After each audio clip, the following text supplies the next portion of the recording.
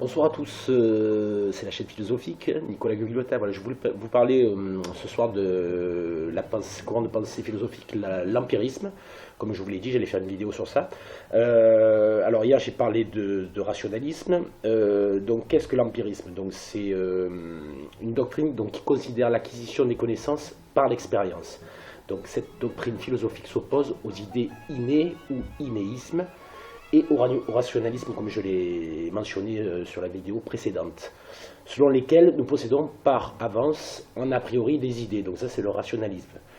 L'empirisme se base sur l'a posteriori, donc l'après, l'acquis. C'est-à-dire que tout vient de l'apprentissage, l'expérience vécue. Donc d'où de notions empiriques.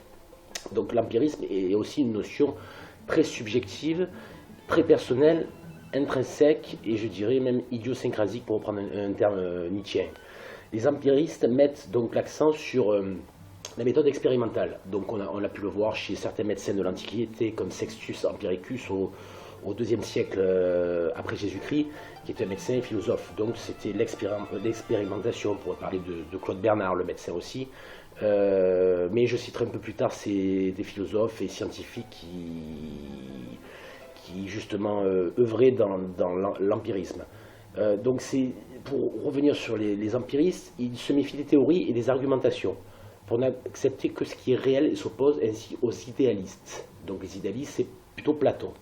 Cependant, ils ne réfutent pas le fait que la raison puisse jouer un rôle essentiel dans la connaissance.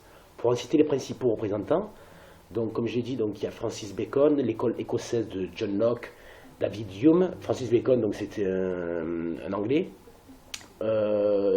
David Hume, Thomas Hobbes qui a écrit le Léviathan, donc c'est un petit peu avant.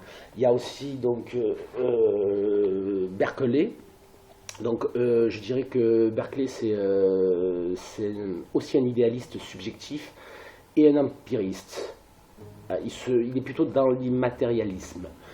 Et donc ça c'est le principe de la connaissance humaine qui a été écrit un peu après Hume, l'entendement. Donc traité de l'entendement. Voilà. Donc il y a eu aussi Condillac, comme je l'ai cité. Donc c'est vraiment l'expérience personnelle. Donc qui permet après de corroborer donc avec l'agrégat d'expérience, on va créer des paradigmes donc expérimentaux. On retrouve la notion d'empirisme donc dans les sciences cognitives. En médecine, comme je l'ai cité, en psychologie cognitive, dans beaucoup de domaines. Donc c'est vrai que l'empirisme a eu, on s'en sert encore à l'heure actuelle, et il y a eu une influence assez importante sur le monde actuel. Voilà.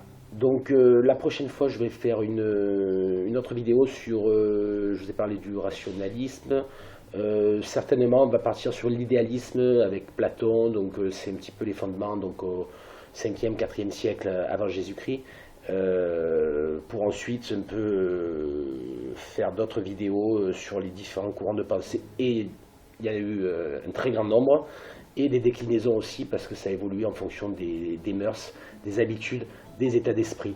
Donc pour ma part, on ne peut pas qualifier de philosophe entièrement intégré dans telle doctrine de pensée, parce que ils ont évolué. Donc voilà, je vous remercie, je vous souhaite une excellente soirée, et je vous dis à très bientôt sur la chaîne philosophique. Vous pouvez vous abonner si vous voulez, mettre des commentaires. À très bientôt, c'était Nicolas Gugliotta. Merci, au revoir.